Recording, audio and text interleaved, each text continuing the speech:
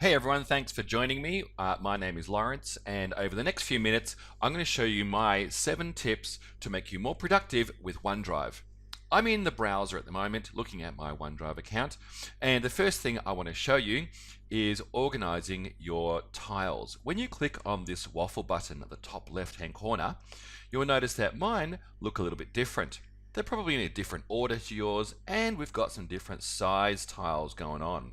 The small ones here at the bottom, these are ones I don't use very much or at all.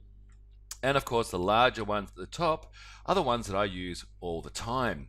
So it's really easy to change the size and to change the order. To change the size, simply point to the 3 dots.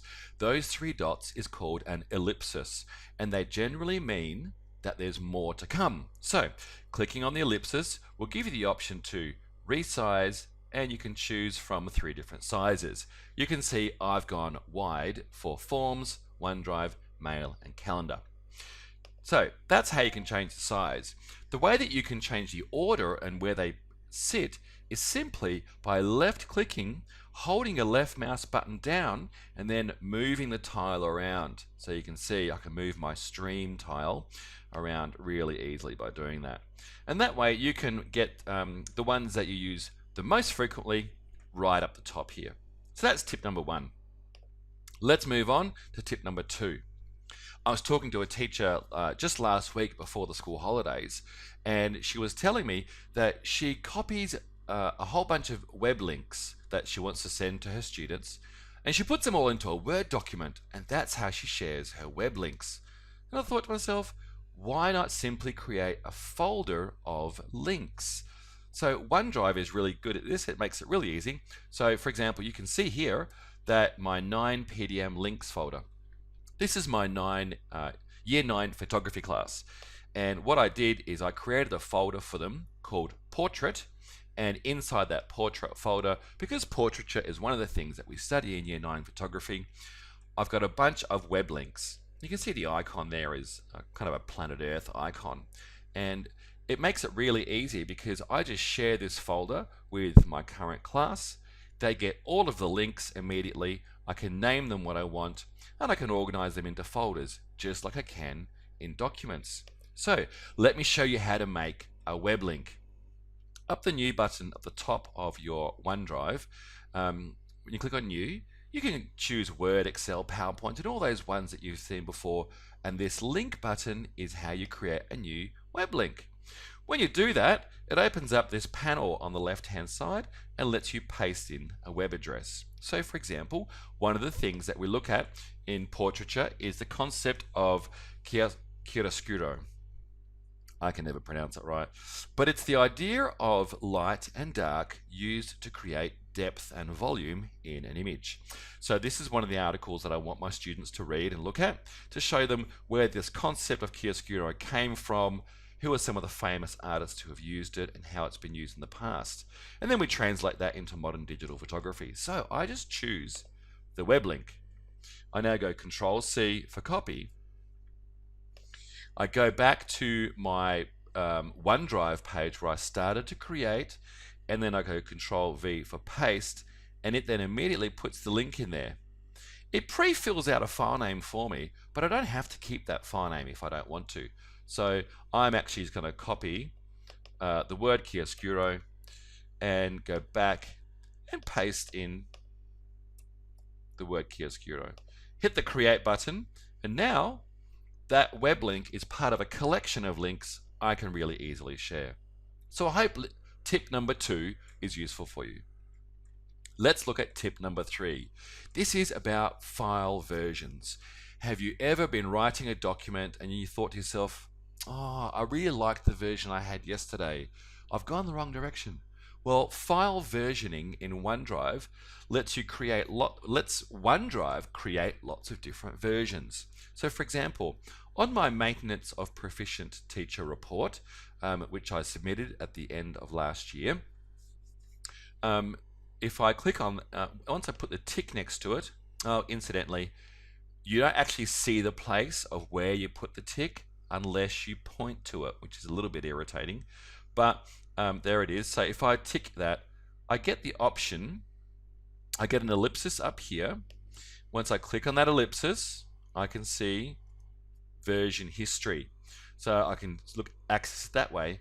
Or if I point to the middle, again, you don't see it unless you point to it, the ellipsis over here, and again, I get version history. So when I click on version history, OneDrive does its magic, and you can see I've got 20 different versions of that document.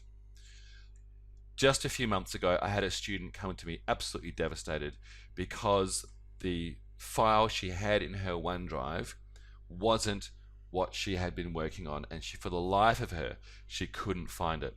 You know, I had to go to our IT department and ask them to enable minor versioning.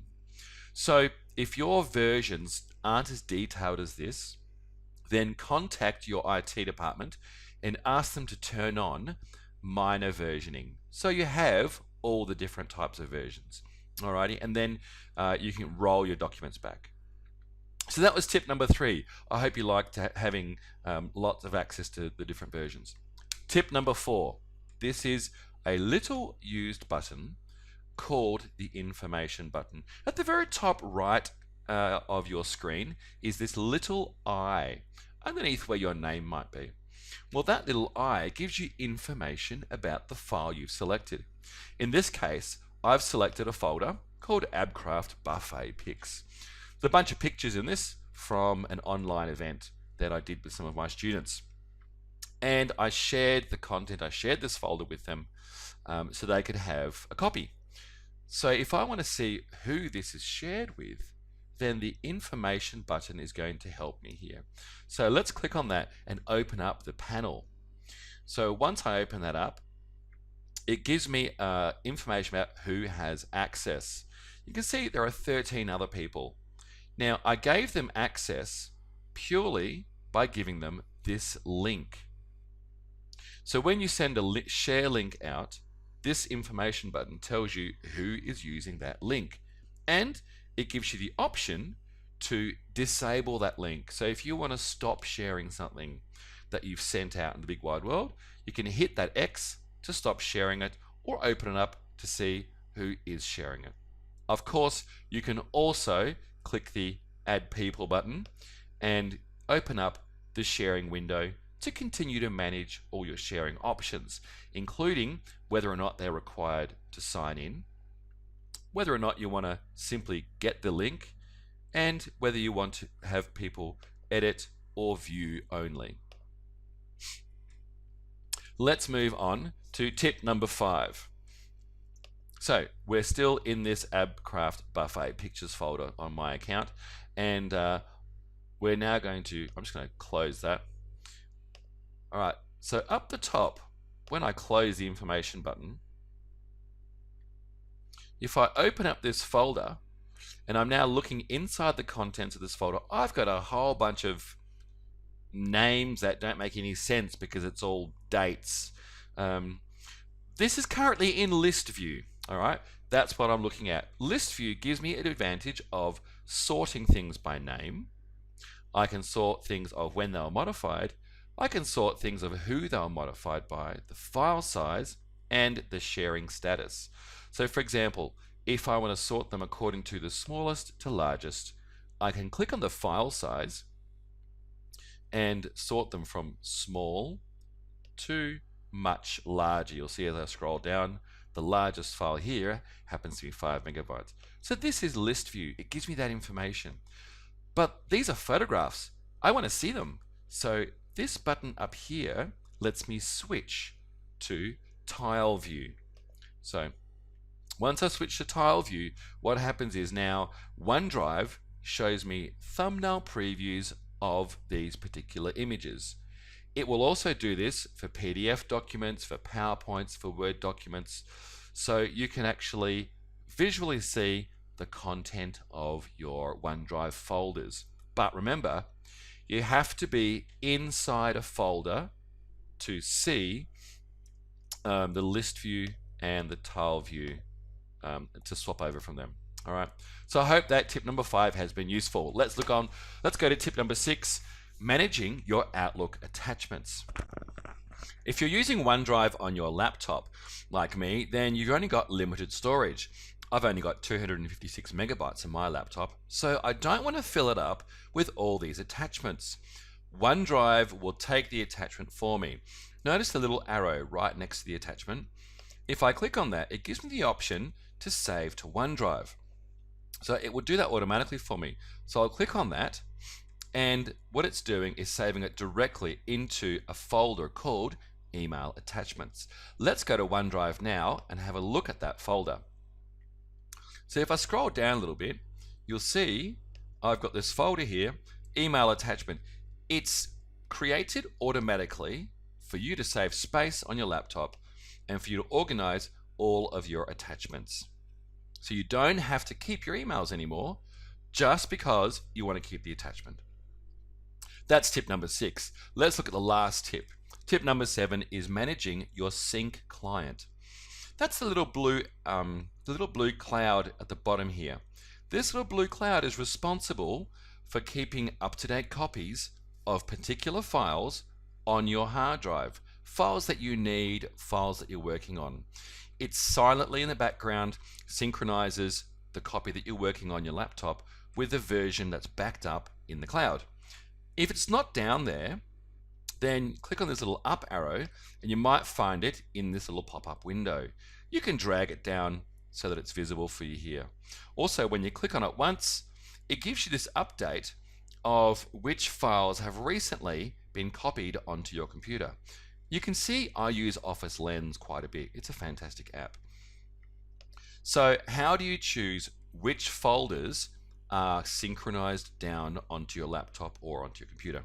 Well, right click on the blue cloud and then left click on settings, and then on the account tab choose folder. That will bring up this window and you will see all of the folders that you have got in your OneDrive. Now, because this is my home laptop, you'll notice I really don't keep much on my home laptop. I've got a Minecraft Scratch project I'm working on at the moment and my Office Lens folders. Those are the only 2 folders that I am saving on my home laptop.